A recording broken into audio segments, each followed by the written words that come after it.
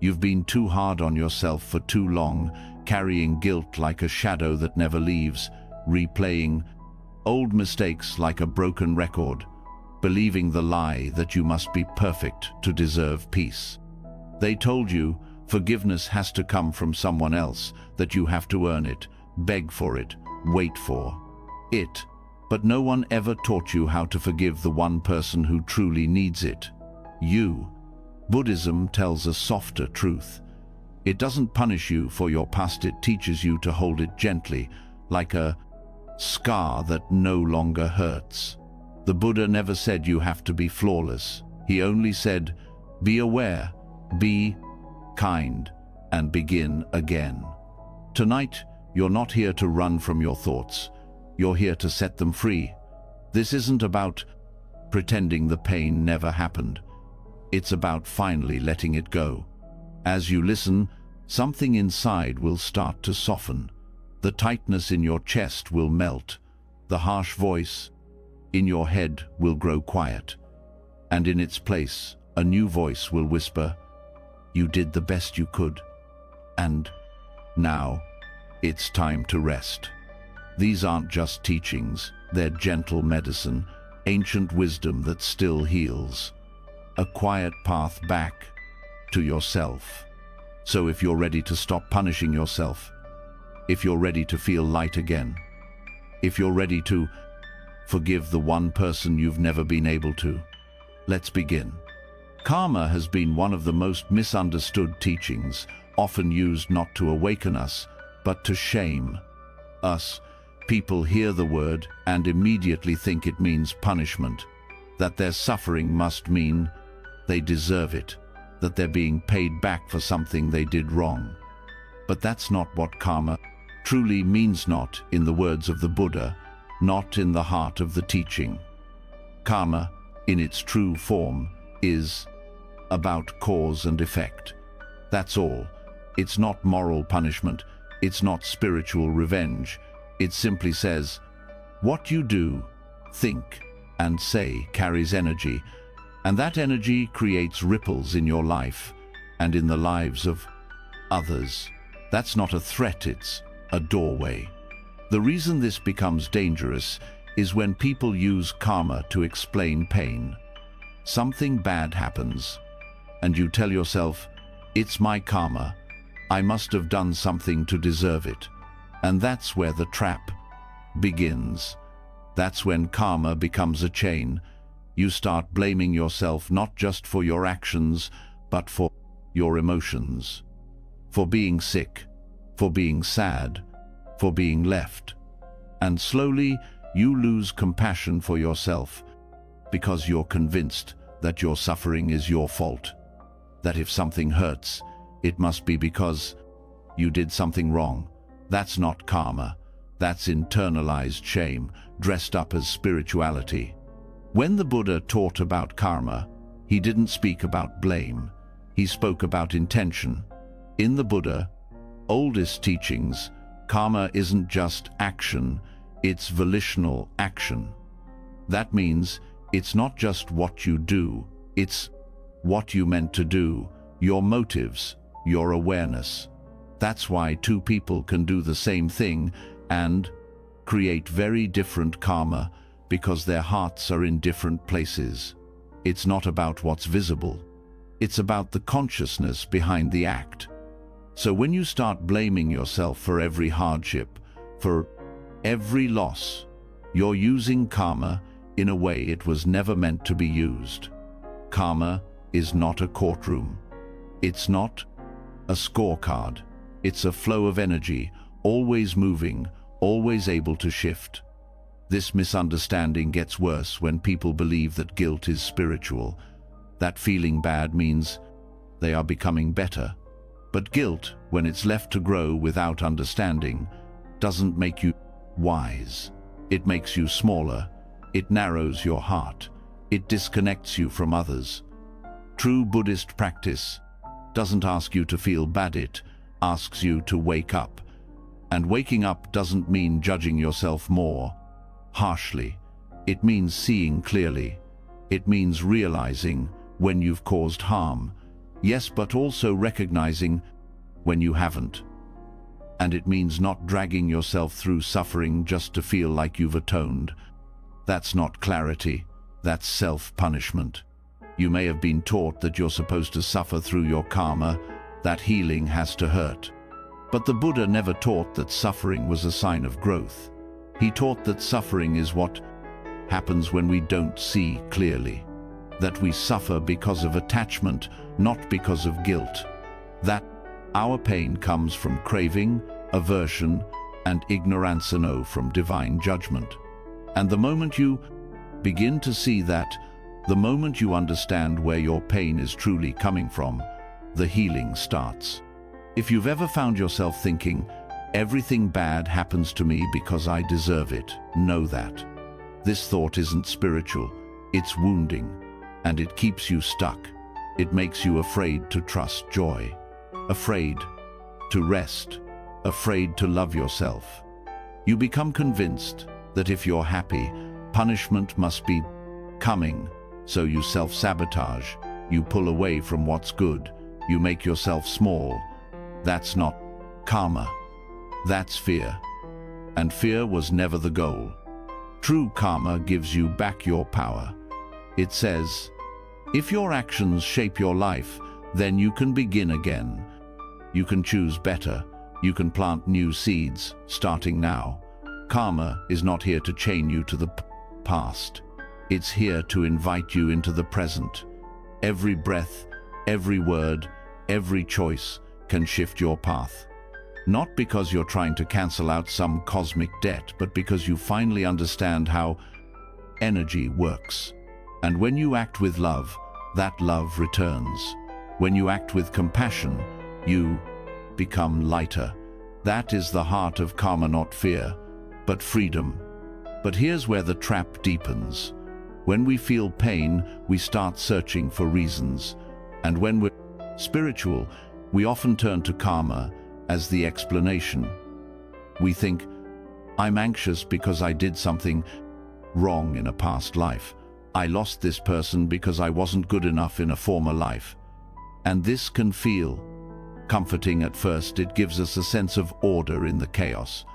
But it can quickly become a prison, because now every painful emotion becomes suspect, every setback becomes punishment, and you begin to distrust yourself even more. It's true that karma can ripple through lifetimes, but that's not meant to make you paranoid. It's meant to show you the vastness of your journey, that you're more than just this body, this moment, this version of you. And in that vastness, you're still evolving. You're not being punished for who you are. You're being shaped by experience. And when you hold that truth with tenderness, even the hardest things begin to soften. There's also a danger in taking too much responsibility. When you overown your pain, you start thinking you caused everything.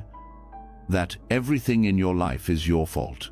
But not everything is karma. Some things are just life. Other people's actions, random events, collective patterns. If you try to carry all of it, you'll collapse. So take what's yours, learn from it, but don't carry what isn't meant for you. Don't confuse being spiritual with being self-blaming. Now let's talk about intention again, because that's the piece people miss. Karma is rooted in intention, not outcome. You could try to help someone and it backfires. You could make a mistake while trying to protect yourself. You could lash out because you were scared. These aren't signs of evil, they're signs of being human. And karma sees that. Karma understands that awareness changes everything. That once you understand what drove your action, you're already becoming someone new. And that shift, that's the real work. That's the healing. If you've ever told yourself, I must suffer to balance the scales, please stop. Suffering does not make you holy. Awareness does. Kindness does. Choosing peace when it's easier to choose. Punishment, that's the practice. That's what breaks the cycle. Even if you've hurt others in the past, even if you've made choices you regret, the way forward is not self-hate. It's wisdom, it's clarity, it's doing the work to understand yourself, and then doing the work to make different choices from that understanding. That's how karma works, not through pain, through presence. When you believe karma is about deserving, you live in fear. But when you realize karma is about patterns, you start to relax. You see, it's not about being good enough, it's about seeing clearly. And when you see clearly, you start planting different seeds. You start speaking more gently. You start forgiving faster. Not because you're afraid, but because you finally understand.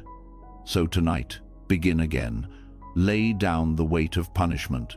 Release the belief that you need to suffer more. You've suffered enough. You've judged yourself long enough. Now it's time to shift, to choose differently, to let karma be what it truly is, a teacher, not a jailer. Every time you forgive yourself, the cycle weakens. Every time you respond with love instead of shame, the future changes. And every time you breathe into the truth of the moment, you're rewriting the story of your life. You are not being punished. You are being invited to wake up, to soften, to live with more kindness than you thought you deserved. But you do deserve it. You always have. Keep listening. You're just getting started. And now we go deeper. You've started to unlearn the weight of misunderstood karma, to loosen the tight grip of guilt pretending to be truth. But there, 39S, something underneath that still keeps pain. Alive, something hidden in the way you speak to yourself, in the labels you cling to, in the story you keep replaying about who you are and who you've been. That story feels permanent, solid, like your past has shaped you in a way that can't be undone. But what if the story is made of smoke? What if the you blame, the you resent, isn't even real in the way you thought? This is where the next teaching leads. Anattha, truth of non-self. Not a theory, not an abstract idea, but a direct doorway to freedom from shame. Not the kind of freedom that pretends things never happened, but the kind that sees clearly and still chooses compassion. You've been taught to believe you are a fixed person, that your past created a solid identity, and now you're stuck with it, that once you've failed, you are a failure, that once you've caused harm, you are harmful, that once you've made a mistake, you are a mistake. But this belief is the foundation of suffering. The moment you say, I am this, or I am always that, you're not just describing yourself, you're trapping yourself. You're turning a moment into a lifelong sentence. But Buddhism gently reveals the truth. There is no fixed self to hold all that pain. There is no solid you that has to carry every version of who you've been. When the Buddha spoke about non-self, he wasn't erasing your humanity. He wasn't saying you don't exist. He was pointing to the way we create a false idea of ourselves and then suffer because of it. We say, I am angry, or I am broken. And in that moment, we glue the emotion to our identity. We believe that who we are and what we feel are the same, but they're not. Your thoughts change, your body changes, your emotions rise and fall. Everything that you call you is in motion, and what moves is not fixed. What moves can change. When you see clearly that there is no unchanging self, the shame you've been holding begins to lose its shape, because if the you who made that mistake no longer exists in the same way, then why are you still punishing this moment for a version of yourself that's already gone? Non-self does not mean you. avoid responsibility. It means you take responsibility without turning it into self-condemnation. You see, what happened, you learn. You adjust, but you don't use it to harden against yourself. Let's go further. Most self-blame doesn't come from what you did. It comes from who you think you are. You believe you, 39, not worthy, so everything becomes evidence. A forgotten text, a bad conversation, a missed opportunity, it all confirms a fixed identity. I'm not good enough. But the belief in a solid self turns normal human flaws into proof of failure. And that's why it hurts so much. You're not just remembering what happened. You're feeding a belief about your identity. Non-self interrupts that belief. It pulls you out of the false certainty of always and never. It says, you, 39, not your past emotions. You, 39, not your worst day. You, 39, not the story you've told yourself again and again. That story might feel familiar, but it isn't truth, it's habit. And like any habit, it can change. This is where self-forgiveness becomes real. When you no longer hold on to a fixed identity, there, 39, space to breathe. There, 39, room to see that the person who made that choice was caught in their own confusion, their own fear, their own limitations. And because everything changes, the one who is listening now, the one who seeks peace, already not the same. That difference is real. That shift is freedom. But letting go of a fixed self doesn't mean becoming blank or detached. It means becoming more precise, more honest, more awake. You start to see your habits without collapsing into them. You notice your patterns without turning them into permanent traits. And when a thought arises, I'll never get it right, I always mess things up, you meet it with curiosity instead of belief, because now you know. Thoughts are events, not facts. Emotions are experiences, not definitions. This shift doesn't just help with shame, it transforms how you relate to everything. You begin to respond instead of react. Because if there, 39, no fixed, you, there, 39, also no fixed enemy, no fixed failure, no fixed curse. Everything becomes more fluid, more workable. You become less rigid, less defensive, less afraid of being exposed. You no longer have to protect a solid identity. You just meet the moment and respond with what is needed. That is wisdom. That is forgiveness in action. What keeps you stuck is the belief that change is a betrayal of your identity. That you can, 39, heal, because that would mean denying what you've been through. But healing doesn't deny anything. It just no longer clings to it. And when you no longer cling to what hurts, it begins to soften. When you no longer define yourself by your trauma becomes part of your story, not the whole book. Some people resist this teaching because they think it's too abstract. But look at your own experience. Right now, if you pause and ask yourself, who am I exactly? Can you answer it in a way that doesn't change tomorrow? The answer shifts depending on your mood, your memories, your surroundings, and that's not a flaw. That's freedom. You're not stuck as one version. You're alive.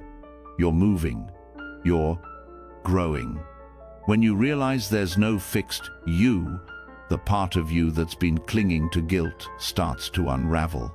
Because guilt only makes sense when you believe there, 39, one static person to carry it. But if the self is constantly shifting, then the only thing that matters is what you choose next. The person you become by holding on is not the same as the person you become by letting go. And the one who chooses compassion is never the same as the one who chose harm. That's not denial, that's clarity. This also helps with regret. Regret thrives when you believe your past defines you. But if the self is not solid, then your regret is not chained to an identity. It's simply a response to awareness.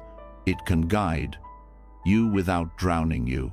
It can point you back to your values without poisoning your heart.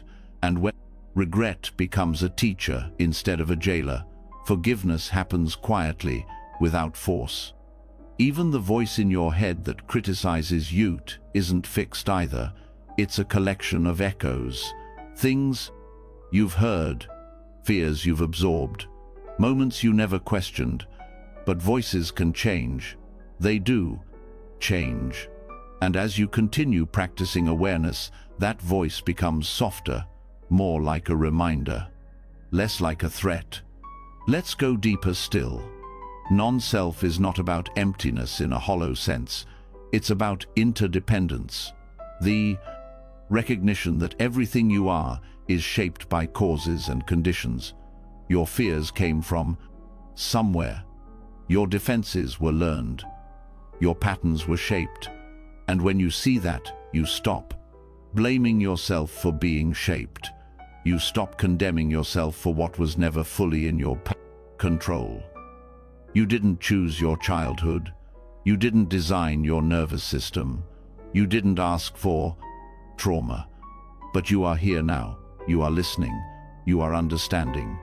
That means you're already different. And that difference matters. Seeing through the illusion of a fixed self doesn't make you weak. It makes you compassionate toward yourself, toward others. Because when you no longer see yourself as a fixed thing, you stop seeing others that way too. You stop holding grudges. You stop labeling people by their worst moments. You stop defining them by how they hurt you. That doesn't mean you forget. It means you soften. And when you soften, healing becomes possible not just for you, but for everyone you meet. This is the quiet power of anatta. It dissolves the heavy armor you've built around your pain. It doesn't ask you to erase your past. It simply says, stop clinging to it. Let it rest. Let it breathe. Let the self you think you are open like a hand instead of closing like a fist. Because when you open, even a little, life moves through you again. The past begins to release its grip. You begin to see yourself not as a fixed point, but as a field of possibilities. Not as a broken statue, but as flowing water, always in motion, always becoming. This is where real forgiveness lives. Not in pretending you've never been hurt, not in denying you ever hurt someone, but in knowing that none of those things can define the mystery of what you are. You are not your name, not your history, not your thoughts or feelings or memories. You are the awareness that notices all of it, and in that awareness, you are already free. So when shame arises, don't fight it, just see it. Don't say, I am ashamed. Say, shame is here. That simple shift breaks the chain. Because the moment you stop identifying with it, you stop feeding it. And what you stop feeding begins to fade. Forgiveness, in this light, is not something you achieve. It's something that happens when the illusion of a solid, unchanging self dissolves. When you stop being at war with yourself, you return to the flow of reality. You rest in what is, instead of clinging to what was. And what is right now is awareness, breath, presence, no shame, no punishment. Just this moment, clean and quiet, waiting to be lived. And now that you've tasted this space, this lightness, this truth, keep going. There's more to see, more to let go, and more to become. Once you stop clinging to who you think you are, something quiet begins to surface. Beneath the labels, beneath the roles, beneath all the stories you've told yourself about your identity, there is something softer, not a blank space, not an emptiness, but a tenderness you may have ignored. A quiet presence, still holding the wounds you forgot to tend to. It's not just about what you've done or who you've been. It's about the parts of you that never got a chance to heal, the ones you've silenced, dismissed, or punished, not because you were cruel, but because you thought they made you weak. Now that the false weight of a fixed self has started to dissolve, you, 39, were more able to see what was hiding. Underneath it, the child within, the vulnerable, frightened part of you that's been trying to speak for years without words. And this part doesn't need judgment. It needs love, not perfection, not spiritual bypassing, just simple, patient, consistent love. That's where metta enters. Metta is not a feeling. It's a practice, a deliberate choice to offer unconditional friendliness to yourself and to others. It isn't based on what someone deserves. It's not a reward. It's a gift. And when you turn this toward the parts of yourself you've rejected, it becomes healing in its purest form, not fixing, not changing, just offering warmth where coldness used to be. You may have learned to talk to yourself in harsh tones. Maybe you thought that was strength. Maybe you believed self-criticism would keep you from repeating mistakes. Or maybe you picked it up from other caregivers who used shame instead of support, peers who confused ridicule with connection. Over time, those voices became your own. You started speaking to yourself the way others once did. And in doing so, the inner child, the real one, still alive in memory and body, was pushed aside, told to toughen up, to disappear, to grow up fast. But that child never left. That part of you is still carrying unmet needs, not childish demands. Human needs, safety, belonging, gentleness. And unless you learn to meet those needs with kindness, they leak out sideways, through anxiety, through defensiveness, through quiet sadness that you can't explain, through the way you shrink around people or overcompensate for love. Metta is how you stop running from that. It's how you turn inward and say, I see you now. The wounded self does not need analysis. It doesn't need logic. It doesn't even need solutions. It needs presence. It needs to be held, not fixed. And this goes against what most of us were taught. We were told to be strong, to move on, to stop being dramatic. So we learned to hide our softer parts. But those hidden parts still shape how we see ourselves. If you grew up believing you were a burden, you might still carry that belief in every relationship. If you were made to feel invisible, you might overachieve just to prove you matter. These patterns are 39. T. Weakness they. 39. Unhealed memories. And metta is the ars medicine. When you practice loving kindness, you're not pretending everything is okay. You're acknowledging that, despite everything, you still deserve care. Not because you've done enough, not because you've proven yourself, but simply because you exist.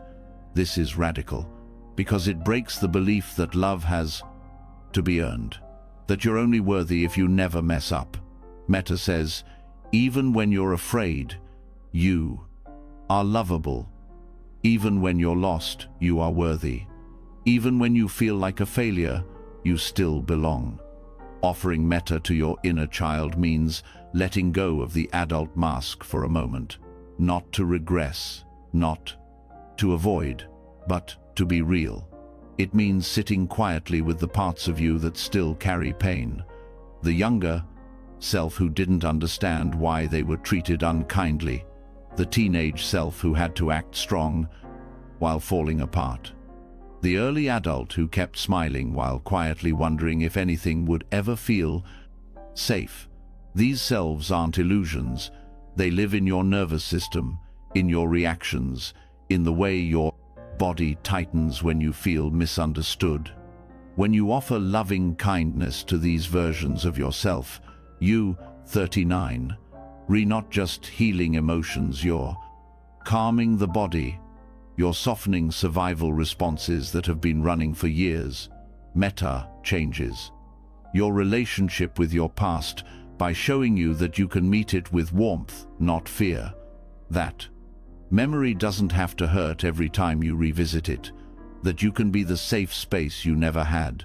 Start small. You don't have to say big, sweeping affirmations. Begin with phrases like, "I'm here now," or "You're allowed to feel this," or "You did nothing wrong." Speak to yourself the way you would speak to a child crying in the dark, not with lectures, with presence, with a calm tone, with patience. This might feel unnatural at first. That's okay. You're not doing it wrong. You're just entering a space that's been ignored. And sometimes silence resists at first, but keeps showing up. Loving kindness is also about consistency. You don't have to wait until you feel worthy. The act of offering metta is what begins to shift worthiness from an idea into an experience. Each time you say, "May I be safe, may I be held, may I be well," you're not casting a spell, you're building a habit. And over time, that habit becomes a new voice in your mind, a counterbalance to all the harshness you once absorbed. You'll begin to notice changes in small, unexpected ways. You'll speak more gently to yourself after a mistake. You'll forgive yourself quicker. You'll feel less urgency to prove something. And slowly, the grip of self-rejection will loose, not because you pushed it away, but because you finally gave it what it always needed: warmth. There's a depth to this work that words often can't touch. Sometimes, the body will remember things before the mind does. You might feel sadness arise during loving-kindness practice without a clear reason. Don't chase it. Don't explain it away. Just sit with it. Let the presence be enough. Healing isn't always loud. Sometimes, it's just the quiet recognition. This hurts, and I'm not abandoning myself this time. That's metta in action. The power of this practice is that it makes space for contradiction. You can be both healing and hurting. You can feel both shame and softness. You can carry grief and still grow. Metta doesn't erase the difficult parts. It lets them exist without dominating your identity. You are no longer the child who wasn't seen. You are now the one who sees. That shift, subtle, profound, is what begins to rewrite everything. There will be moments when your old habits come back, when you speak harshly to yourself out of reflex. That doesn't mean the practice isn't working. It means your nervous system is showing you where to pour more love. The goal is not perfection. The goal is returning again and again to kindness, until kindness feels like home. Sometimes people ask, but isn't this just self-pity? The answer is no. Pity looks down. Metta walks beside. Pity keeps you stuck. Loving kindness helps you rise. There's nothing weak about turning toward your pain with compassion. In fact, it may be the most courageous thing you ever do, because it means facing what others ignored.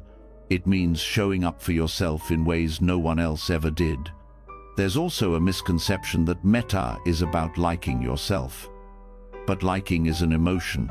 It comes and goes. Metta is deeper. It's a stance, a posture of care. You don't have to like every part of yourself to Love those parts with presence. Just like a parent doesn't always enjoy their child's behavior, but still wraps them in a blanket when they're crying. That's the level of love we're working with, the kind that stays, even when things are messy. As you continue this practice, you might notice a shift in how you see others too. The more you meet your own inner wounds with compassion, the less reactive you become to other people's behavior. You begin to see that everyone carries pain. Everyone has an inner child.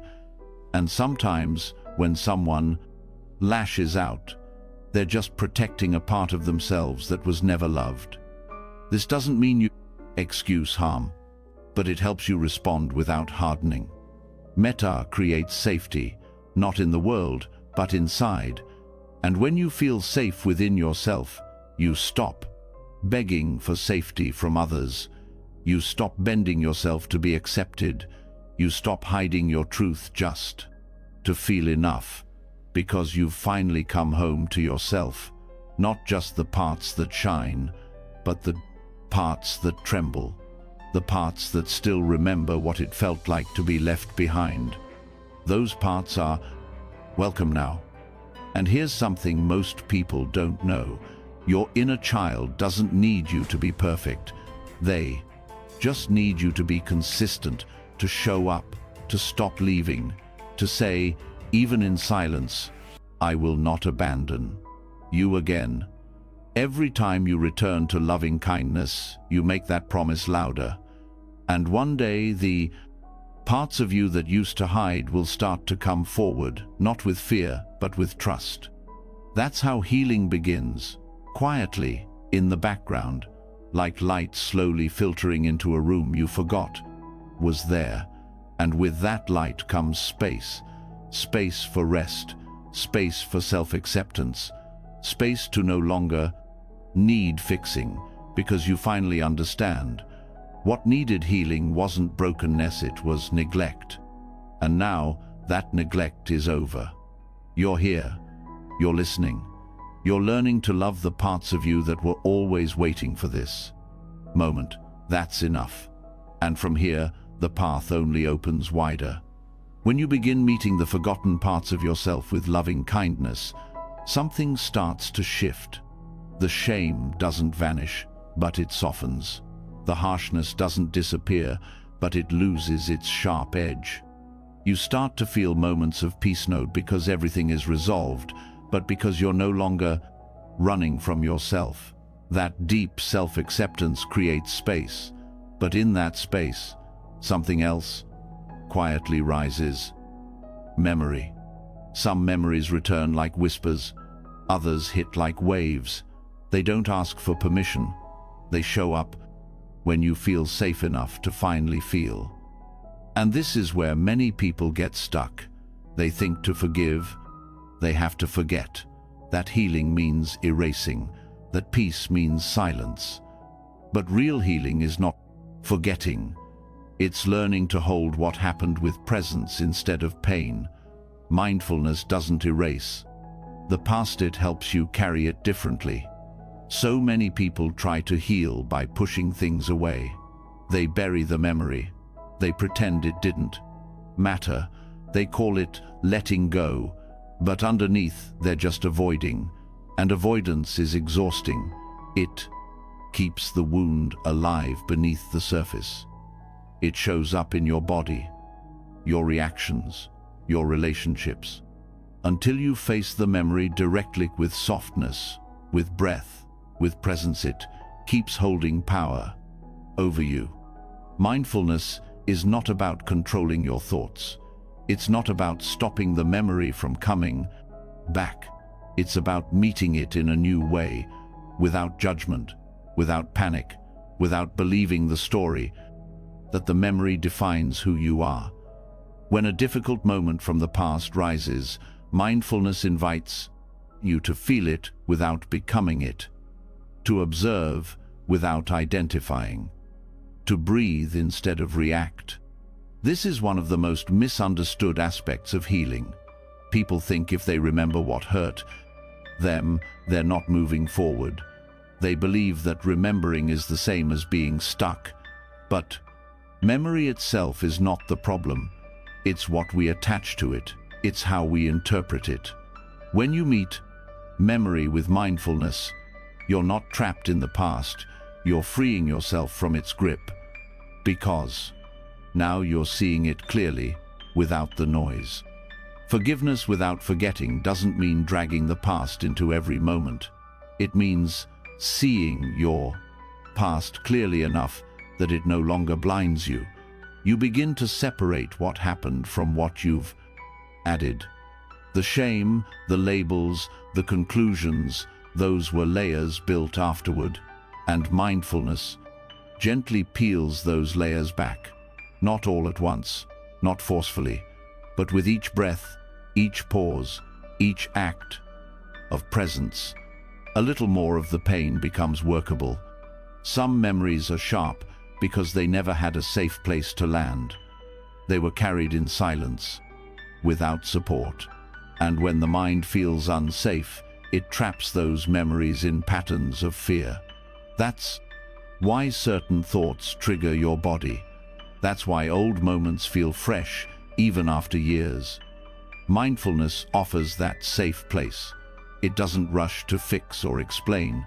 It just holds. And when something is held with care, it begins to soften. Even pain responds to kindness. You might wonder how it's possible to forgive someone or yourself while still remembering what happened. The answer is in how you relate to the memory. If the memory still defines you, if it still tells you who you are, then yes, it will feel impossible. But when you see that memory is a part of your story knot, the whole, you begin to loosen the knot. You don't have to forget.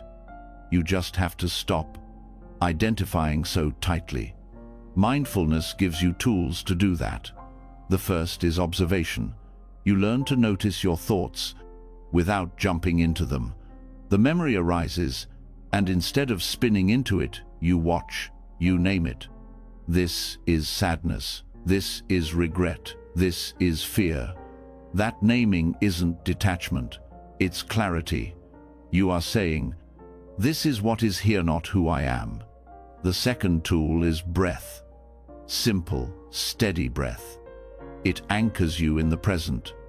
It reminds your body that it is safe, that the memory is not happening again, that you are here now.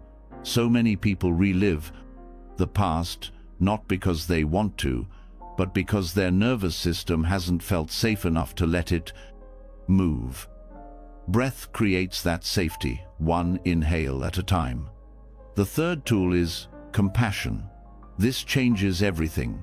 When the memory arises, when the mistake comes back, when the shame returns, you meet it not with rejection, but with care. You say, this hurts, and I will stay. That's what heals. Not erasing the past, not denying it, but staying with it without abandoning yourself. There's something incredibly powerful that happens when you stop trying to forget.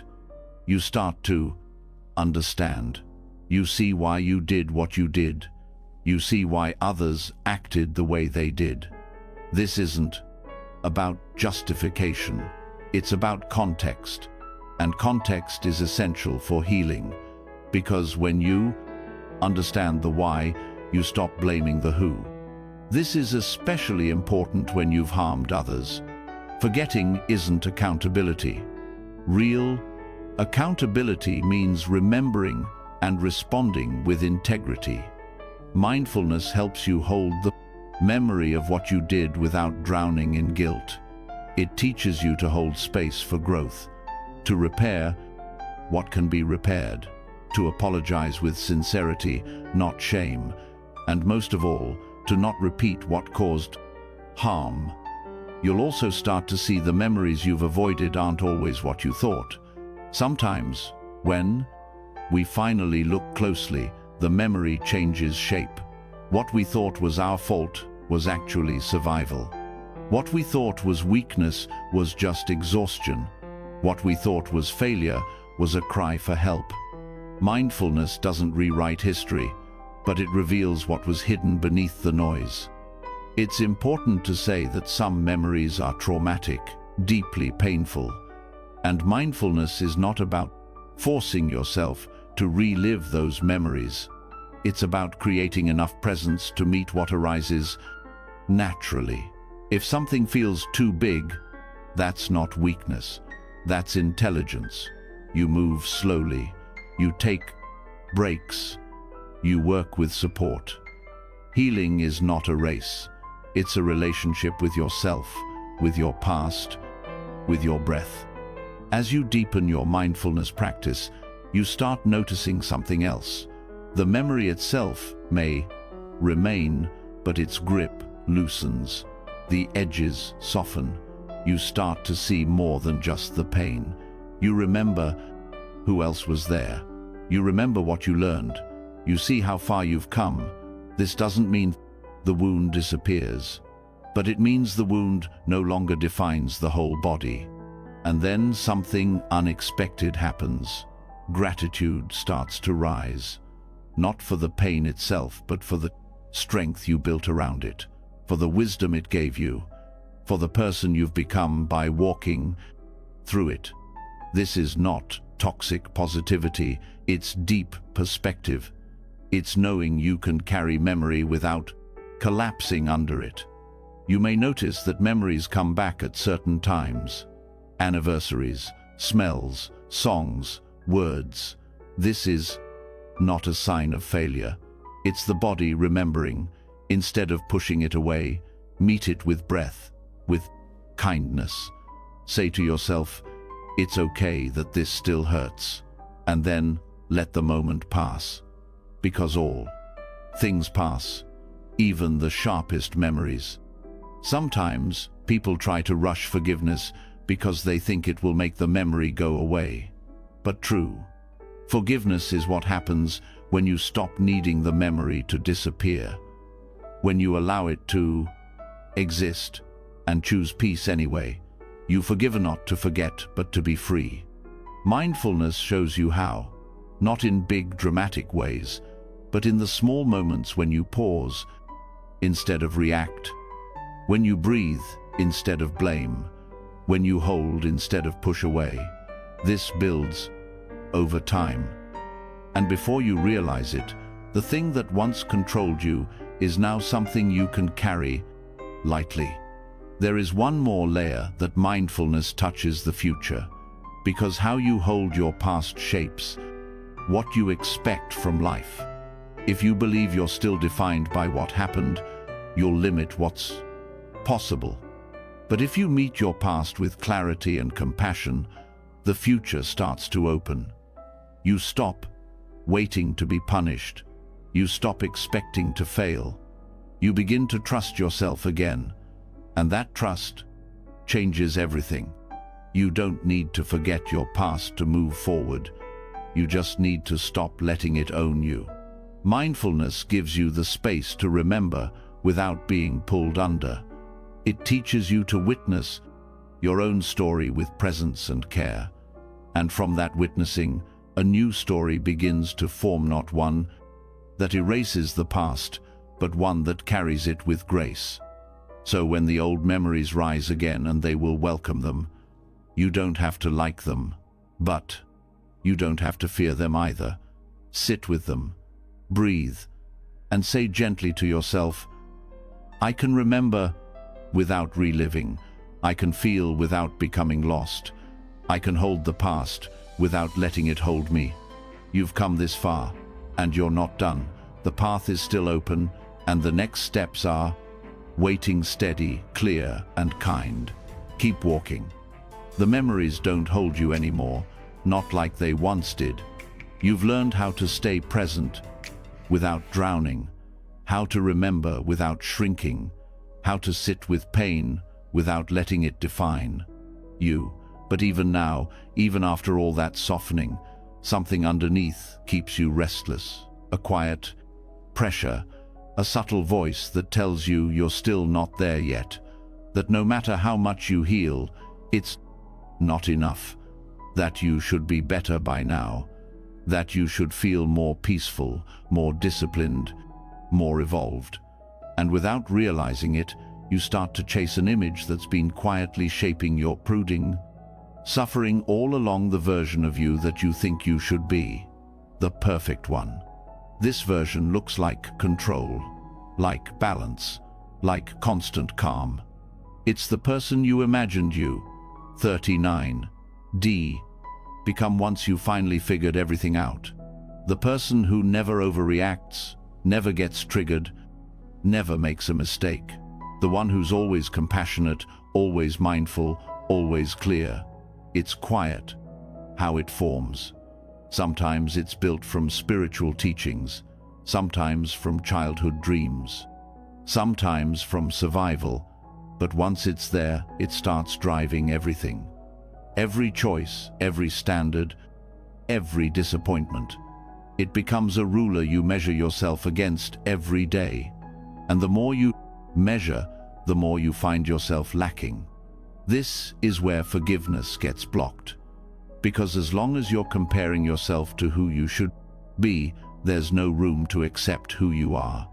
The present version of you becomes something to tolerate or fix, not something to care for. Your mistakes feel bigger, your progress feels slower, your emotions feel like failures. And without even realizing it, you're not trying to forgive yourself, you're trying to replace yourself, to become someone else entirely. That pressure isn't just tiring, it's damaging. It tells you that if you fall short of the ideal, you're not worthy. That love is conditional.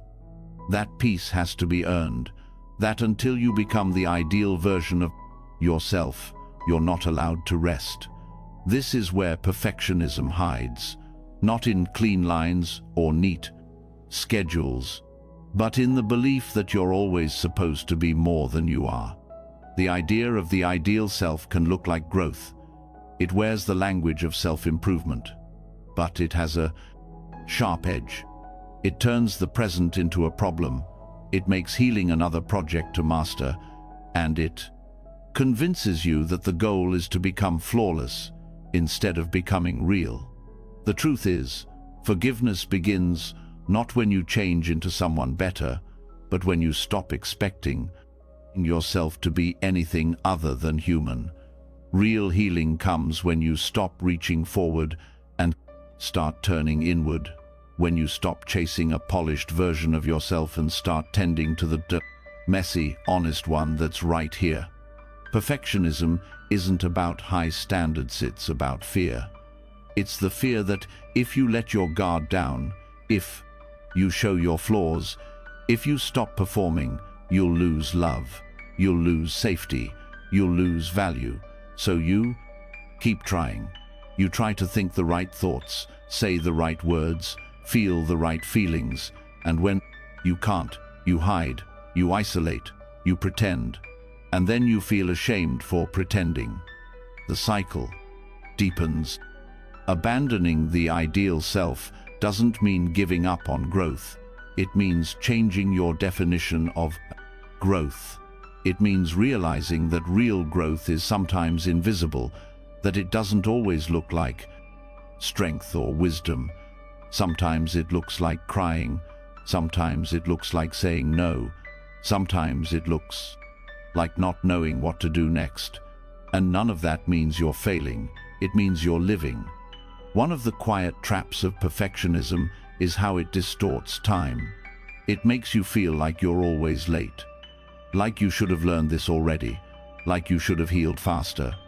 But time in healing is not linear. There's no finish line, there's no deadline, there's only rhythm, and your rhythm is not wrong. You are not behind, you are not slow, you're just moving at the pace your body and heart can handle.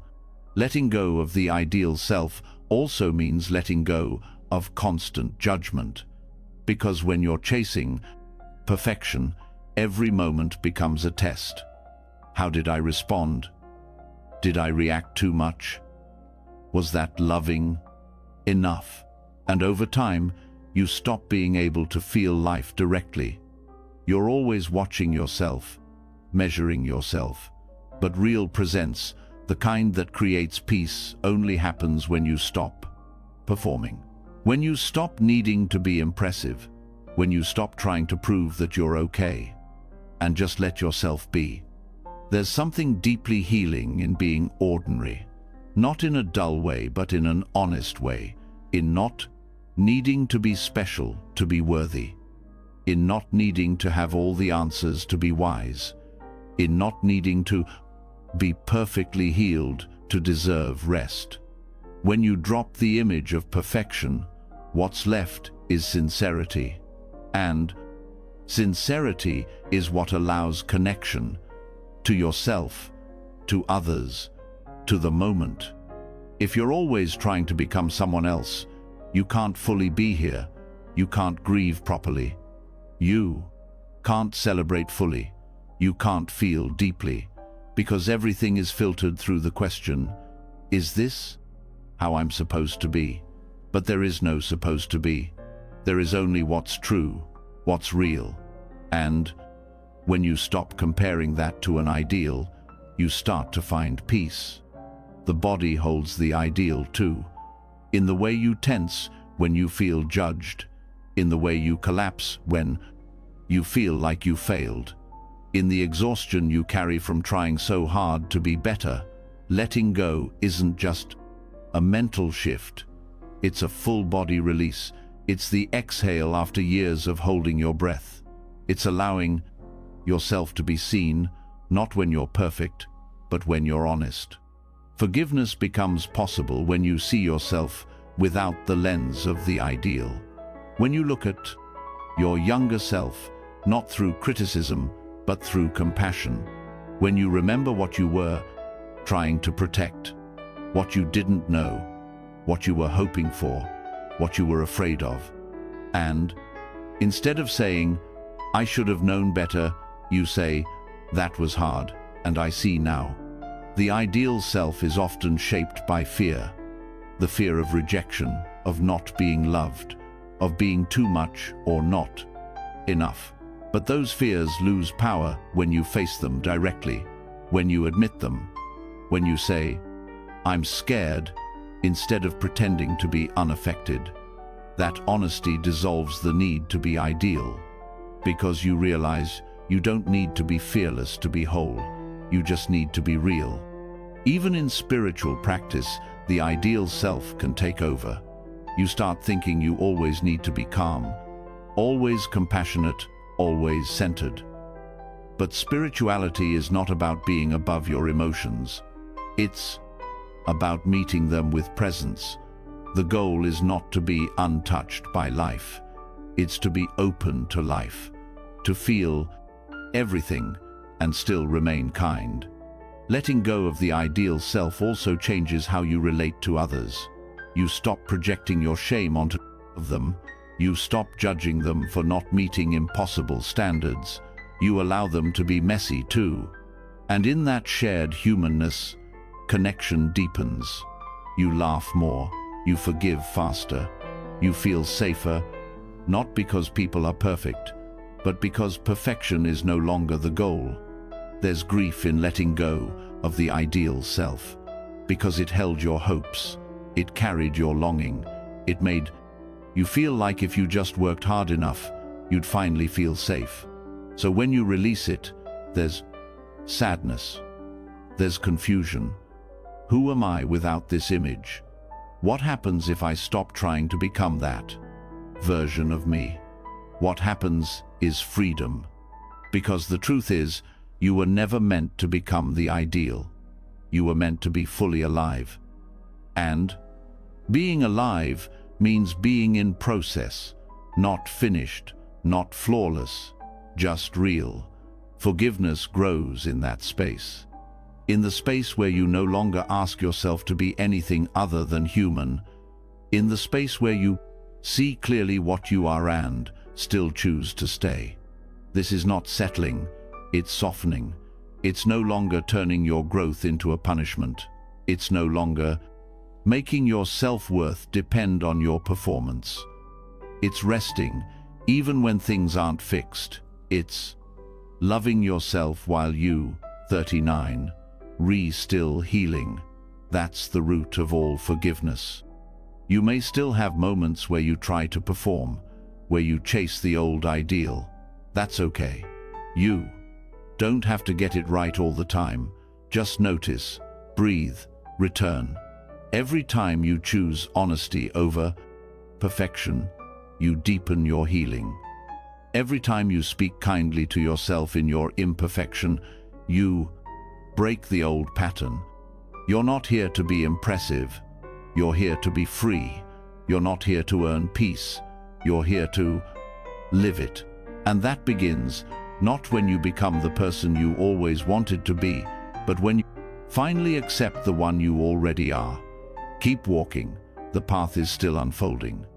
Even after you stop chasing the ideal self, the urge to hold on still lingers. It's subtle.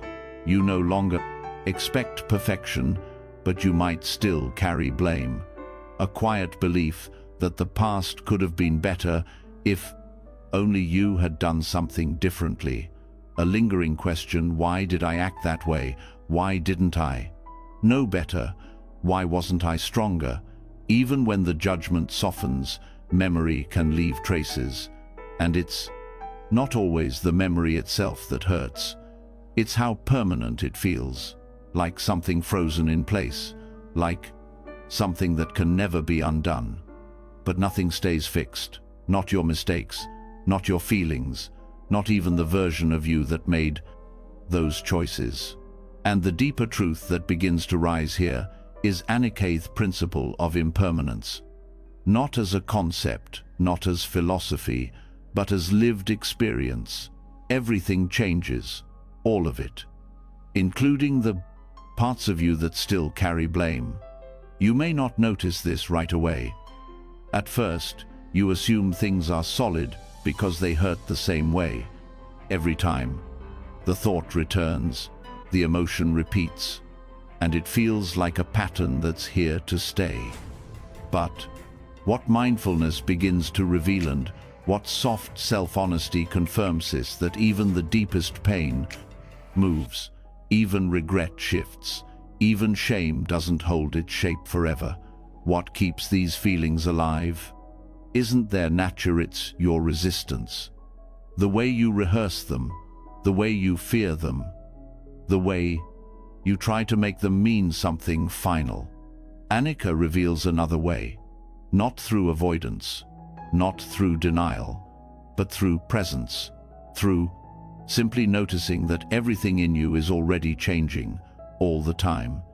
The breath flows in, then out.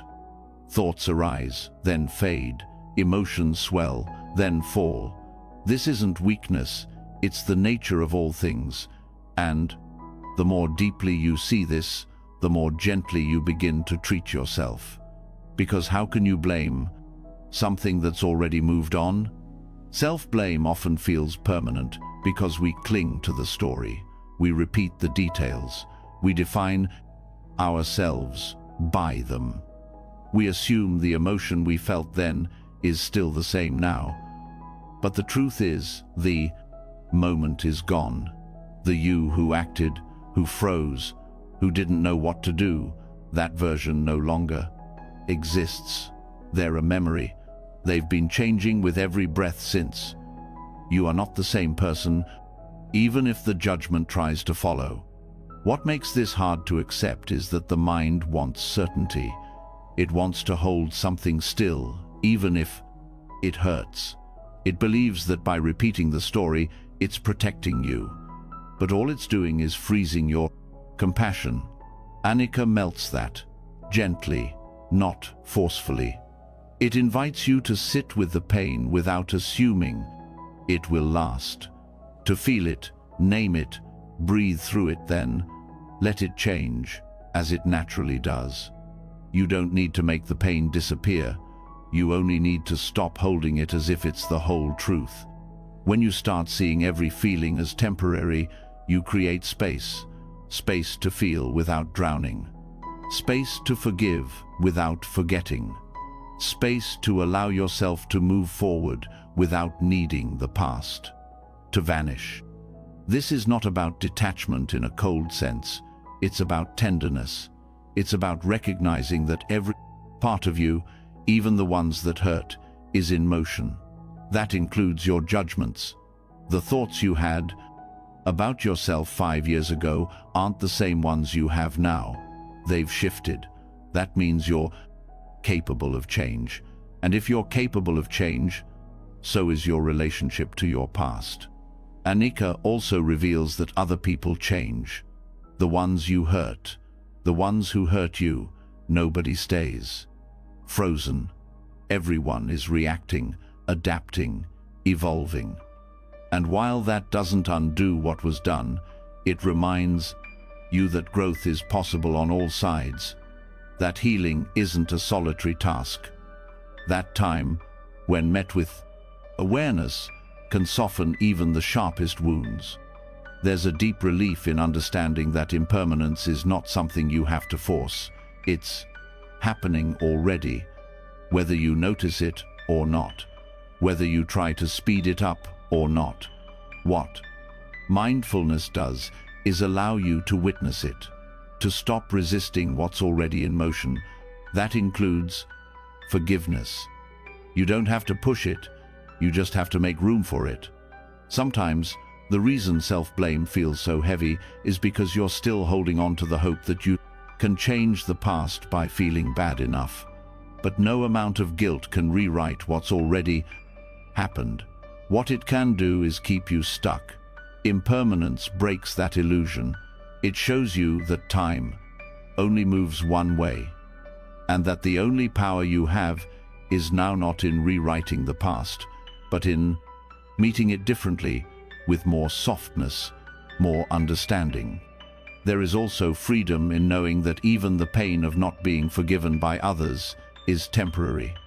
If someone hasn't accepted your apology, if someone hasn't come back, that heartbreak hurts, but even that evolves. What feels like rejection today may feel like clarity in a year. What feels like unbearable grief now may become wisdom you carry forward. Impermanence doesn't mean you forget. It means you don't get stuck. The body shows this too. Emotions pass through it like weather. Tightness comes and goes. Breath rises and falls. The nervous system calms when you stop fighting the present moment. This is not bypassing. It's reality. It's the slow unraveling of all the moments you believed would define you forever. In this space, self-forgiveness becomes simpler. Not easier, but simpler. It becomes less about changing your whole self and more about recognizing that your whole self is always changing, that the version of you that holds blame is not the only version that exists, that you can feel regret without being consumed by it, that you can see your past with open eyes and still choose to care for yourself now. Anika also teaches you how to stop chasing final answers. The belief that you have to reach some perfect state of clarity before you can rest is just another form of control. But understanding that nothing lasts allows you to settle. Even uncertainty becomes something you can sit with. You stop needing to resolve every thought. You stop needing to be completely sure before you let go. You simply trust that things move, and that's enough. This shift brings peace, not because the past is gone, but because you're no longer letting it dictate your worth. You begin to see that every emotion is a wave, and no matter how big it feels, it doesn't stay. That alone is enough to start loosening your grip. There's beauty in this kind of forgiveness. It's not dramatic. It's not a moment of total erasure. It's slow, gentle, quiet. It's the repeated decision to not punish yourself today for who you were yesterday. It's remembering that the person you're being right now is different from the person you're blaming, and that difference matters. You don't need to force anything to go away. You only need to let it pass through. The feeling of failure, the weight of guilt, the fear that you're not enough. All of it moves, all of it changes shape, and the more you witness that, the less power it has. Even your patterns, the ones you think are part of who you are, those aren't permanent either. You might fall into the same reaction, the same coping, the same thought. But the moment you notice it, you interrupt the cycle, and that interruption is already change. Anicca doesn't promise that pain won't return. It simply shows you that when it does, you're not helpless. You've sat with it before. You've breathed through it. You've survived it. And you can meet it. Again, not with fear, but with patience, because you know it won't last.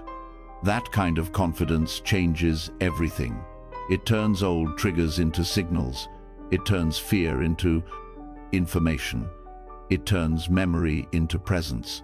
You don't need to prove anything anymore. You don't need to solve everything. You just need to stay. Forgiveness then becomes a relationship, not a one-time event, a continual meeting with yourself, where you notice what arises, you breathe with it, and you watch it pass. You do this not because it's easy, but because it's true, because truth always brings peace. Letting go of self-blame through impermanence doesn't mean you stop caring. It means you care from a place of compassion, not control.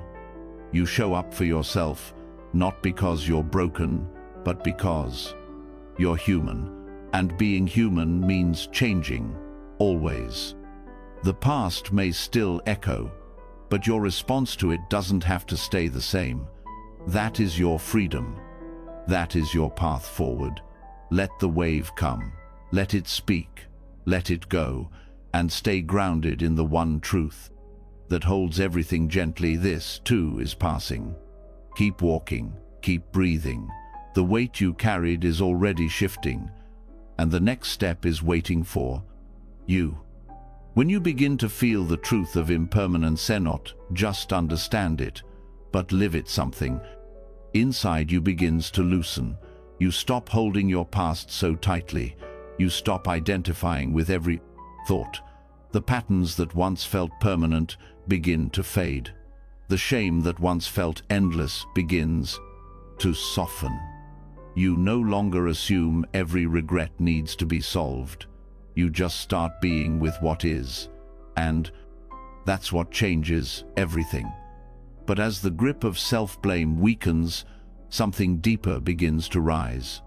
A quiet ache, a longing you may not have known you were carrying, not for punishment, not for answers, but for reconciliation, not with others, with yourself.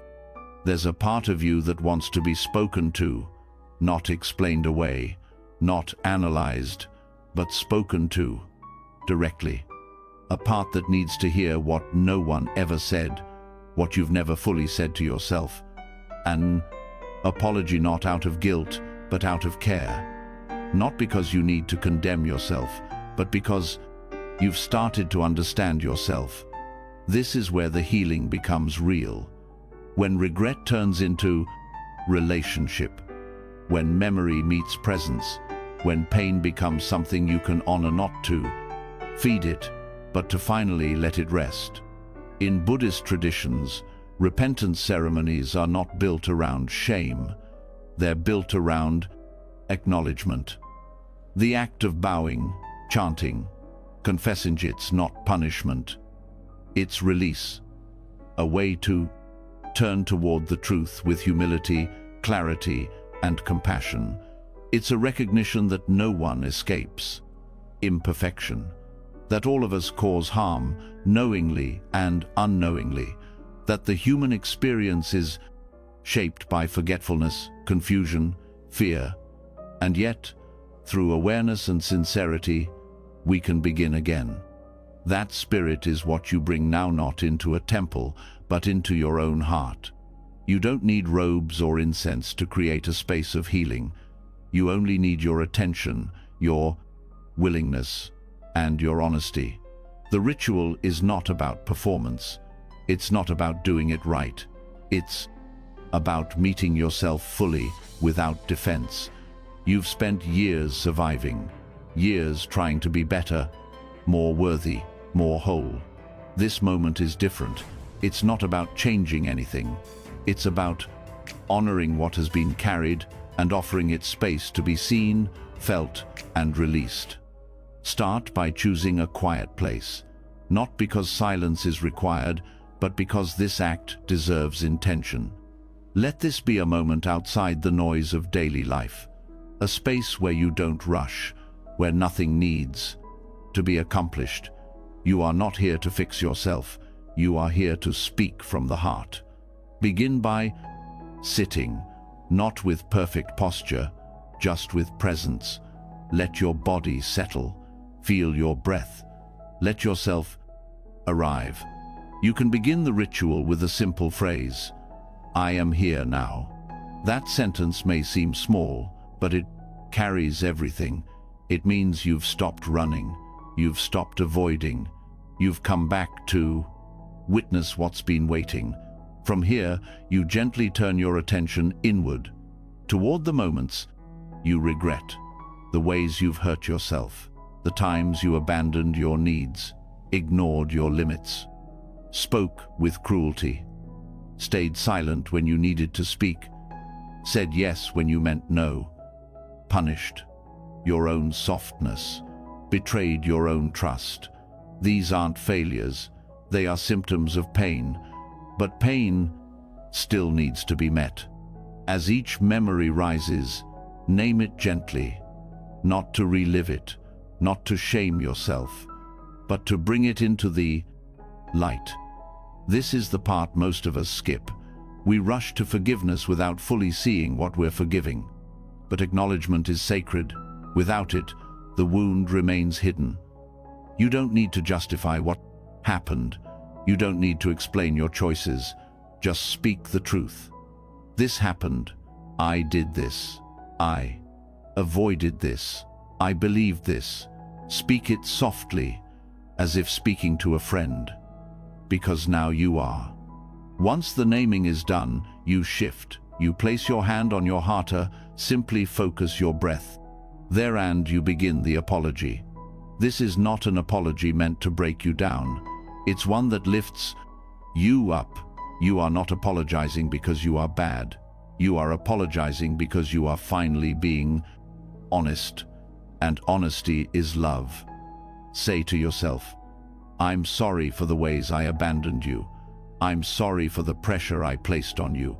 I'm sorry I didn't listen when you needed rest.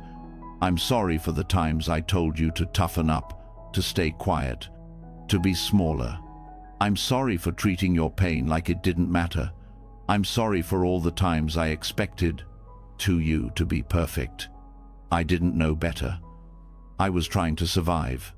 But now I see you, and I'm not leaving." You can repeat these or create your own words. Let them come from where the pain lives. Let them be shaped by your actual experience. This isn't about getting it right. It's about being sincere. You're not talking to an idea. You're talking to the parts of yourself that lived through everything without the care they needed. And now you are offering that care. Let the words be slow. Let emotion rise.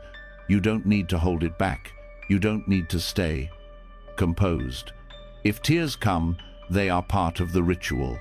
If silence comes, it is part of the ritual. Nothing needs to be pushed away. You are not performing healing. You are embodying it. After the apology, take a moment to breathe. Stay connected to your heart. Feel what it's like to speak this way to yourself.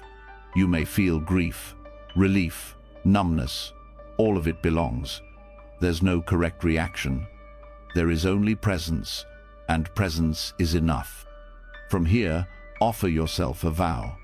Not a promise of perfection, a commitment to stay, a gentle intention. You might say, "I will speak more kindly. I will rest when I need rest. I will listen when my heart feels tight. I will treat myself with the same compassion I offer others. I may forget. I may fall back into old patterns, but I will return again and again. These words matter because they mark a shift. They say the past is seen, honored, released, not erased but transformed. It becomes soil now for something new to grow. To close the ritual, you can bow if it feels right. You can place both hands on your heart, or simply whisper, "Thank you. Thank you for surviving. Thank you for staying. Thank you for being here now." These words are not empty. They land deeply because you've earned them, not through achievement, through courage, through honesty, through the quiet strength of turning inward. This ritual is not something you do once. It can be returned to each time you feel the weight of old regret. Each time the harsh voice rises, each time you feel disconnected, you return. You speak. You stay. That's the practice. That's the path. And over time, something changes. The guilt no longer dominates. The shame no longer defines. You begin to trust yourself again. Not because you're flawless, but because you've become a safe place to land. This is the heart of repentance in Buddhist tradition. Not begging for forgiveness from outside, but returning to truth within. Not punishment, but purification through presence. You bow not because you are low, but because bowing brings humility. And humility is where the heart softens. You may still feel echoes of self-judgment. That's okay. You're not trying to erase anything. You're learning how to hold it. You're learning how to care for it. The ritual becomes a reminder that you are worth returning to, that your pain matters, that your healing is sacred, not in a dramatic way, but in the quiet, ordinary act of coming home to yourself. So whenever you feel disconnected or heavy with the past, remember this: you don't need permission to forgive yourself. You don't need approval. You don't need to wait until you're better. You are allowed to start now, by acknowledging, by speaking, by staying. And when you do, something in you will finally hear what it's been waiting for. Not that you're sorry because you're broken, but that you're sorry because you care, because you're ready to take responsibility with love, not shame. And that love is what repairs what was never supposed to stay broken. You're not trying to become someone new. You're learning how to return to who you were before self-rejection taught you to leave yourself behind. This is not the end. This is the beginning of relationship with the only person you'll never live without. Keep walking. You're already closer than you think. After speaking the words you needed to hear, after offering yourself an apology rooted in sincerity rather than shame, something quiet begins to settle. Not because all the pain is gone, but because the distance between you and your own heart has begun to close. You no longer feel like a stranger to yourself. You've touched something real: honesty without violence, responsibility without guilt.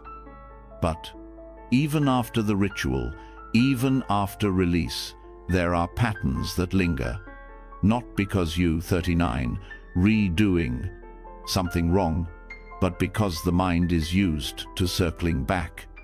Even when you, 39, soften toward yourself, even when you've begun to repair trust, the pull towards self-loathing can return like a reflex. Not all wounds leave loudly. Some become habits. This is where the inner cycle becomes visible. The repetition of thought, the loop of emotion, the return to judgment even after clarity. In Buddhist teaching, samsara is the cycle of birth and death, of craving and clinging, of ignorance and suffering. But samsara isn't 39 just external. It 39. Not just something you escape after lifetimes of spiritual work. Samsara lives in the mind, in your emotional habits, in the way you return to the same self-defeating thoughts even after learning better. The same blame, the same fear, the same internal punishment that repeats, not because it's true, but because it's familiar. These loops can be subtle. You begin with a neutral feeling, then a thought arises that whispers, quote, "You should have done more," quote, or, quote, "You always mess things up," quote. That thought triggers tension, maybe a drop in the chest or a tightening in the throat. The body remembers the old story. You go quiet, withdraw, disconnect. Then the self-talk begins again, quote, "Why am I like this?" quote. Now shame arrives, wrapped in a false sense of clarity. But it's not clarity, it's the same loop, a samsaric spin in the mind that creates the illusion of truth simply because it, 39, repeated. What makes these cycles powerful is not their content but their speed. They happen quickly, often beneath your full awareness. And so they create suffering, not because they are accurate, but because they go unexamined. The longer they go unnoticed, the deeper the groove becomes in the mind. This is the personal samsarathi inner wheel of thought, emotion, reaction that traps you in old identities. Even if your external life changes, the internal loop keeps you stuck. Breaking the loop doesn't start with fighting the thoughts. It begins with presence, with slowing down, enough to notice what's happening as it's happening. This is not passive. It's the most powerful interruption you can offer. You don't have to force yourself to think positively. You don't have to pretend to love yourself in moments when you don't.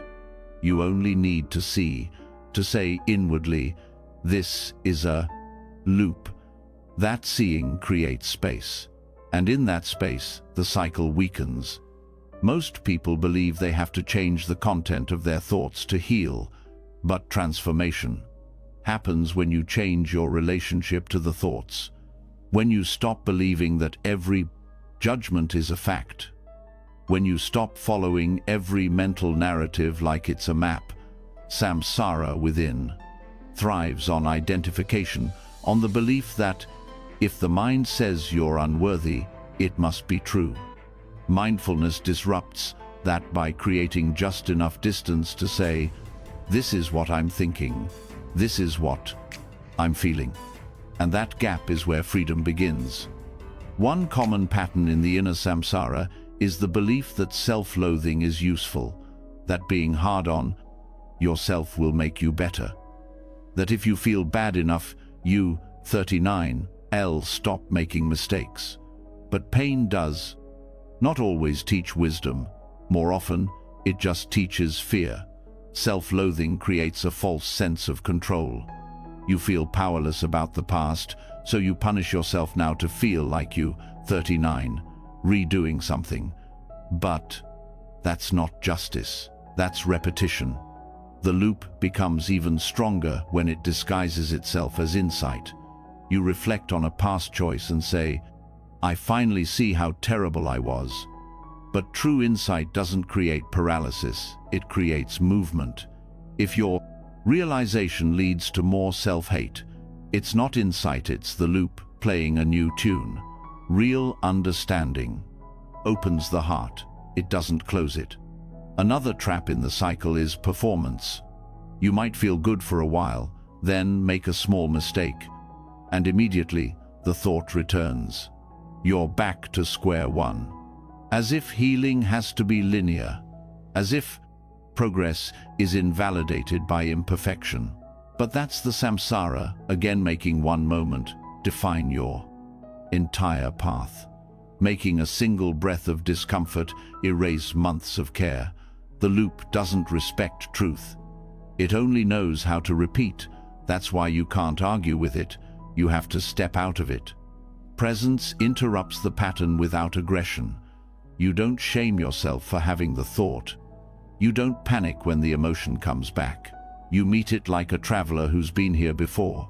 You say, I know this path. I've walked it. I can choose differently now. That choice might be small. Taking a proplokes breath, naming the pattern, putting a hand on your chest, sitting still instead of reacting. These seem like small things, but inside the samsaric cycle, they're revolutionary. Understanding that samsara exists internally also shifts how you see your past. The younger version of you who made that choice, who hurt someone, who froze or acted impulsively, maybe they weren't evil. Maybe they were caught in their own cycle, their own confusion, their own fear. The loop was playing, and they didn't yet know how to stop it. Recognizing that softens the judgment. It turns punishment into understanding, not as an excuse, but as truth. Even your survival mechanisms can be part of the loop. The ways you detach, numb out, over-explain, keep people at a distance. These are reactions to old patterns of harm. They once served a purpose. But when they become automatic, they keep you in the same emotional orbit. Not because you're weak, but because the mind repeats what it knows. Samsara is not sustained by your failures, it's sustained by habit. To step out of it, you don't need to be perfect. You just need to be awake. Awake enough to say, this is familiar, but I don't have to follow it. Awake enough to feel discomfort without letting it decide your worth. Awake enough to pause long enough for a new thought, a new response, a new pattern to emerge. Sometimes that pause feels like nothing. You'll want it to be louder, more dramatic. But change is often quiet. A split-second decision not to spiral. A moment of kindness in the middle of the old voice rising. A refusal to rehearse the same blame. These moments build a new rhythm, not by destroying the old one, but by not feeding it. It's also important to know that the loop might return. That doesn't mean you've failed. Samsara isn't something you escape once. It's something you learn to see over and over. Every time you notice it, you've already disrupted it. Awareness itself is an exit. You don't need to be in constant battle with your mind. You just need to remain curious, to keep choosing presence over panic, clarity over repetition, softness over shame. Breaking the cycle isn't a single decision. It's a series of choices you make each day, sometimes each hour, sometimes each breath. You might still feel the pull, but you won't be owned by it. You'll know what it is. You'll see it, name it, and stay present long enough for it to pass. And when it does pass, something quiet will arrive in its place. Not perfection, not resolution, just space. And in that space, something new can grow. A thought that's kinder, a feeling that's softer, a story that doesn't trap you in the same ending. Samsara within isn't a flaw, it's a part of the human condition, a loop that plays until it's interrupted. Not by force, by awareness, by presence, by returning again and again to the truth that you are not your thoughts, not your habits, not your past. You are the one who notices, the one who chooses, the one who breathes and stays. Keep walking. Each step is already something new. Each time you name the cycle and choose not to follow it. Each time you pause instead of turning on yourself. Each time you respond with awareness instead of instinct. Something in you begins to change. Not suddenly, not with grand gestures, but with steady, quiet acts of presence. You've begun to interrupt the samsara within, not by fighting it, but by seeing it. And that seeing is enough to begin, But now the path leads somewhere deeper. Awareness creates space, but something else must enter that space for real transformation to take root. Not correction, not more self-improvement. What's needed now is compassion, real, boundless, committed compassion, not only for others, but for yourself. This is where the heart of the Bodhisattva teaching opens in a way many forget. The Bodhisattva, the being who vows to remain in the world until all beings are free, is not just a symbol of spiritual idealism. It is a living path, a choice made again and again to meet suffering with kindness. But the part that often gets left out is this: the Bodhisattva does not exclude themselves from that compassion. They don't offer love outward and abandon themselves inward. They do not leave their own suffering unattended while caring for the pain of others. That would be imbalance, not liberation.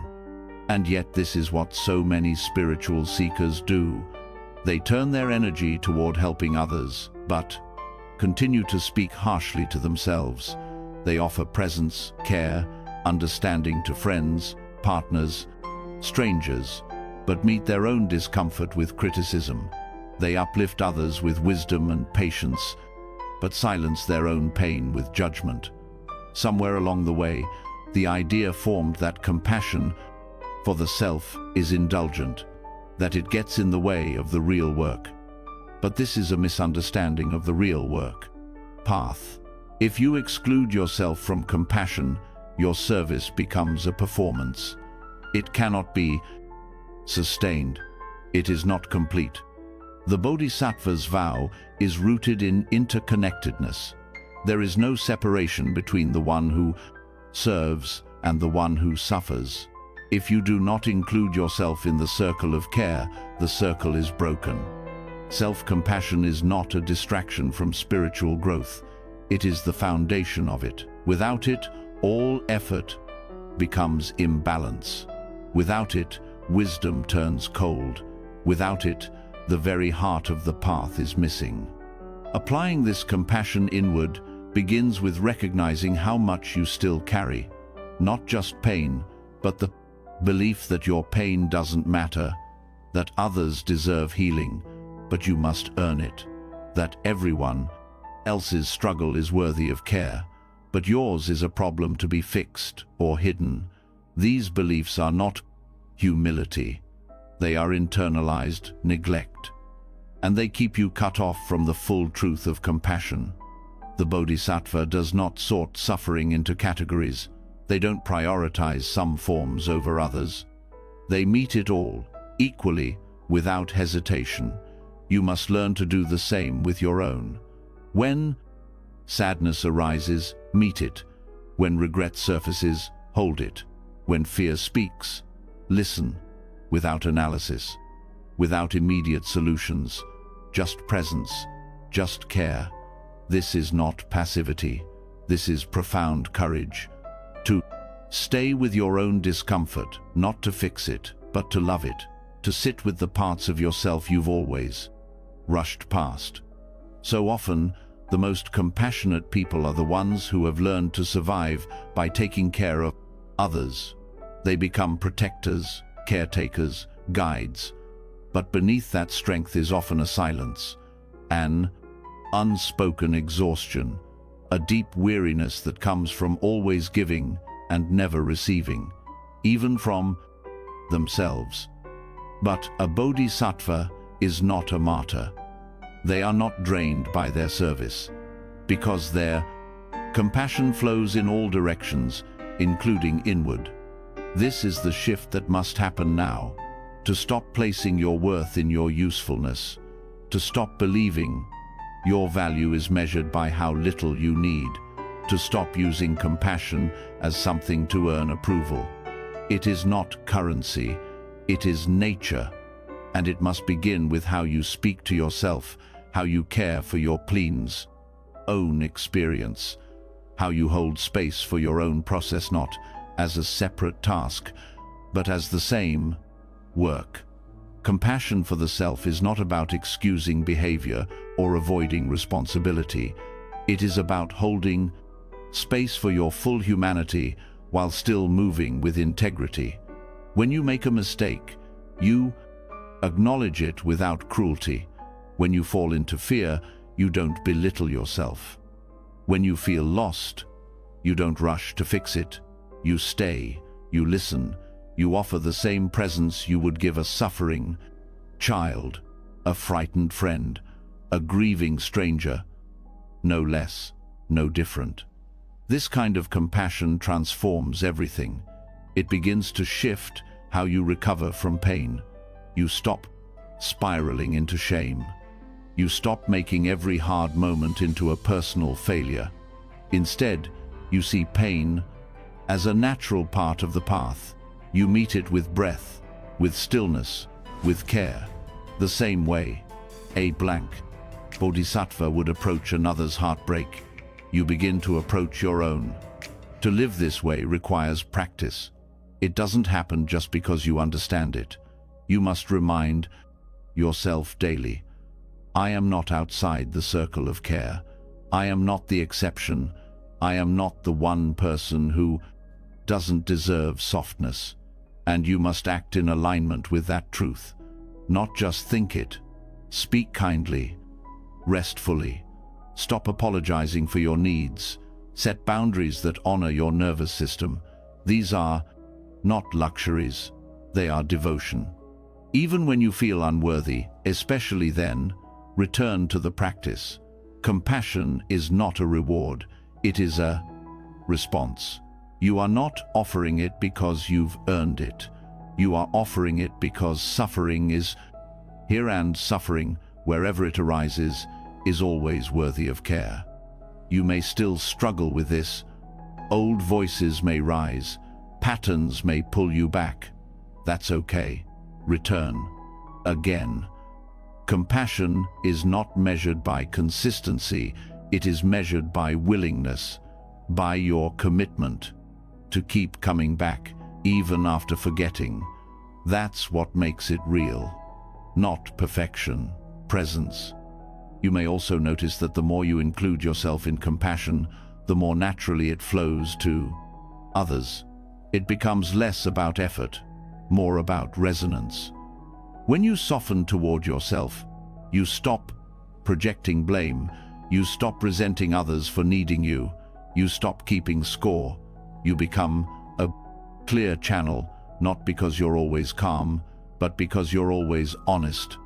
And as this inward compassion deepens, your understanding of love expands. It's no longer about fixing, no longer about rescuing.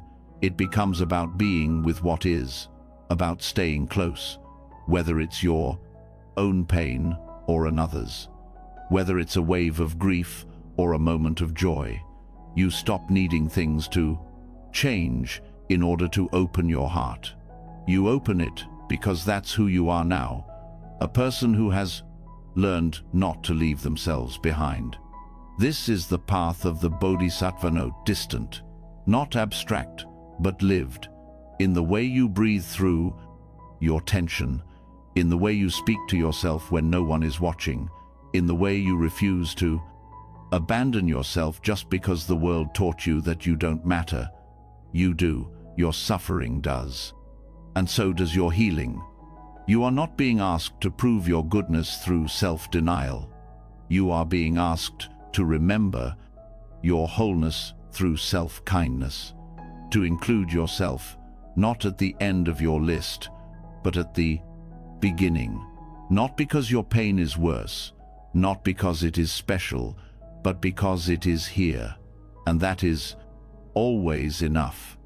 You don't need to justify your care. You don't need to explain your needs. You only need to meet them, again and again, with the same unconditional presence you would offer anyone else. The Bodhisattva does not pause to assess whether someone is worthy of compassion. They offer it because that is the nature of awakening. You are that someone, right now, right here.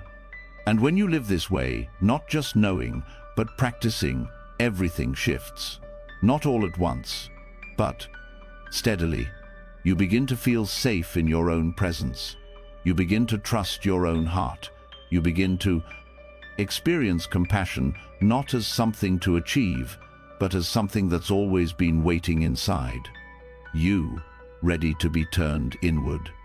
So return to yourself now, not with answers, not with solutions, just with care, with attention, with the quiet strength of someone who knows that their healing is not a distraction from the path, it is the path. Keep walking. You, 39, not alone anymore. You, 39, not forgotten. You, 39, not outside the circle. You are home. When you stop holding yourself outside the circle of compassion, when you begin to turn toward your own suffering with the same care, you, 39, always extended to others, something tender begins to emerge. You no longer relate to pain as something shameful or unworthy of attention. You stop trying to earn relief. You begin to understand that your present steady, sincere, and non-judging is enough. But even with that knowing, even with the deepest self-acceptance, resistance still lives in the body. It shows up without warning, in hesitation, in tightness, in the sudden urge to avoid, to distract, to numb. Compassion has opened the door, but what helps you stay in the room is the breath.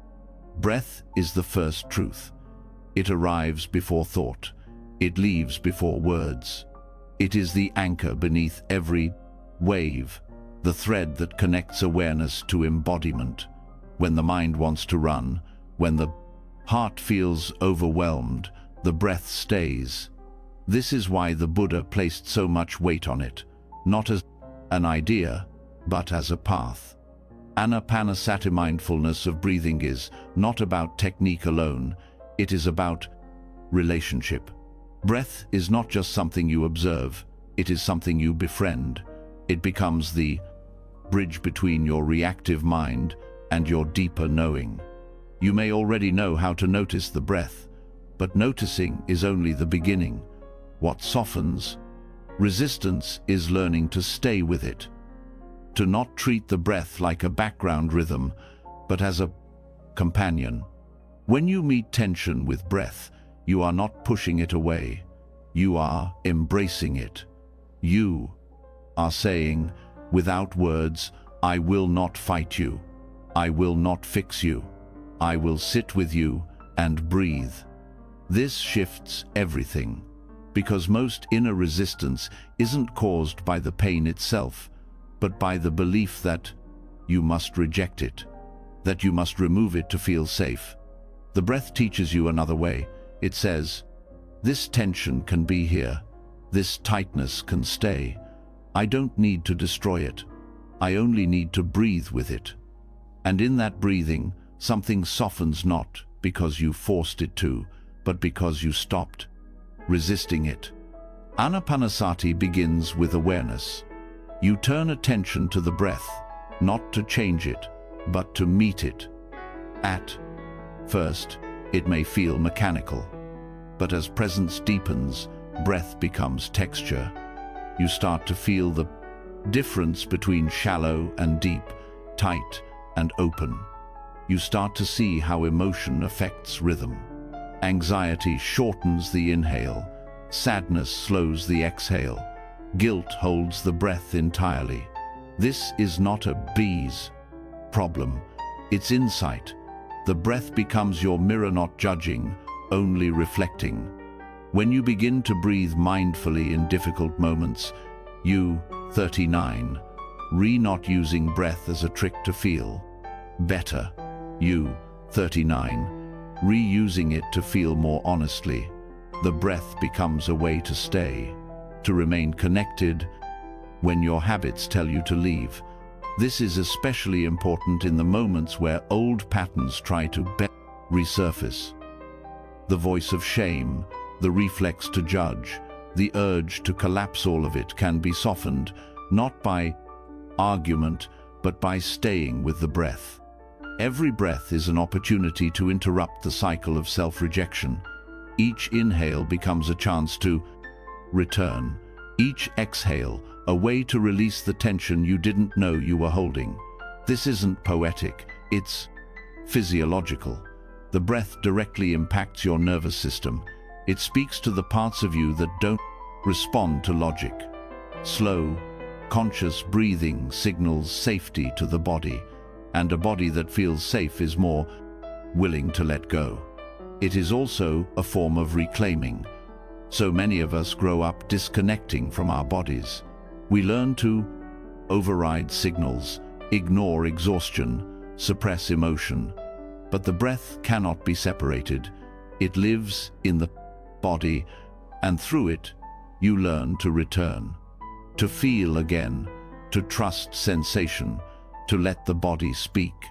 When you breathe mindfully, you're not only calming the mind, you're allowing your body to remember that it belongs, that it is not the enemy. The simplicity of Anapanasati is its strength. You don't need to analyze. You don't need to plan.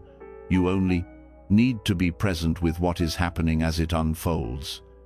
And yet this simplicity reveals layers.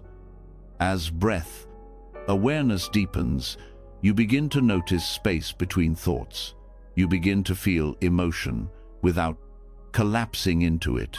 You begin to sense that behind every wave of experience, there is something, still something that doesn't need fixing, only witnessing. This stillness is not distant, it's intimate. It's not the absence of life, but the fullness of presence. And it arises naturally, not through control, but through consistency. Breath by breath, you become more able to stay grounded, to meet yourself with equanimity, even when the surface is messy. This is the quiet power of Anapanasati. It teaches resilience through softness, stability through surrender. Over time, you start to trust the breath more than the mind. Not because thinking is wrong, but because the breath doesn't lie. It doesn't spin stories. It doesn't exaggerate. It simply shows what is. You begin to turn to it in moments of fear, of regret, of confusion, not as escape, but as truth. The breath becomes your teacher, and its lesson is always this: stay here. This doesn't mean the breath fixes everything. It doesn't erase pain, but it does keep you connected. And connection changes the nature of the pain. Pain that is met with breath doesn't fester. It doesn't become shame. It becomes sensation. It becomes something you can hold, something you can breathe through. In the deeper stages of Anapanasati, breath leads to insight. You begin to observe not just breath and body, but the impermanent nature of everything. You start to see how thoughts arise and pass like wind, how moods shift, how nothing stays solid. This brings calm, not because life becomes predictable, but because you no longer need it to be. You have breath. You can stay. There's also a quiet intimacy that grows from this practice. You begin to enjoy being with yourself, not in a performative way. Not because you're achieving anything, but because presence becomes pleasant. It becomes enough. This is a powerful shift, because so much of self-rejection is rooted in avoidance. But when you enjoy your own presence, when you find peace in the simplicity of breath, the need to escape begins to dissolve. And when resistance rises again, and it will you meet it as a friend, you say, I see you, and you breathe. You don't demand that it leave. You don't pretend you're not uncomfortable. You stay, and in that staying, you begin to change the relationship. Resistance softens when it is met without violence. Eventually, the breath becomes more than a practice. It becomes your companion in every moment. Not something separate, not something you do, something you are with. You breathe through conversations, through doubt, through fear, through beauty, through silence.